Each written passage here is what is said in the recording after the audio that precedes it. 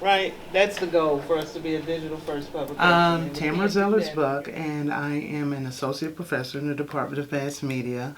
I am the multimedia journalism coordinator, and I teach a variety of journalism courses, including basic news, which is the introductory writing course, and the capstone course, multimedia journalism. But I also teach MC 304, which is diversity in communication, and MC 401, which is probably my favorite course, and communication law. I have the greatest job in the world, and that's because I love journalism. I love every aspect of journalism, and I get to talk about that with people who claim to love it as much as I do. So, being able to train journalists is really exciting because it's never the same job. It's never the same, um, even assignment. Every assignment is different. Every lecture is different because I try to incorporate as much currency in terms of topics as possible. So there have been times when news was breaking minutes before I went into a classroom, and I was able to take that experience or that opportunity into the classroom to talk about it with my students. So the changing nature of news and the ability to talk about something you love every day is really fulfilling. I love working with the student who will stretch. So for me, it's not about the student who comes in with the skill sets already.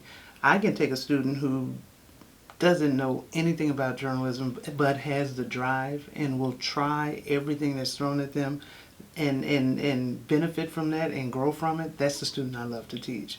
Because some people are natural writers. But if they won't stretch themselves, they like sitting in that pocket, then that student's never going to get better. But the student who maybe is not as natural a writer, but who really wants to be a great writer, that's the student who is hungry. And they're going to take every aspect of this experience that we offer and learn from it and grow from it. And that's the person who is really, really going to excel and really make me happy to work with them every day. Well, you know what? My hobby is not watching the news. And it's interesting because my husband loves to watch the news, and it's almost an argument sometimes because I come home and the last thing I want to do is turn on a news channel. I want to go and sit on my porch and listen to nature around me. I want to tinker in my what's it called?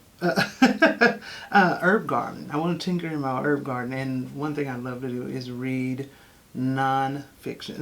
Not I'm sorry, read fictional new books, especially romance novels.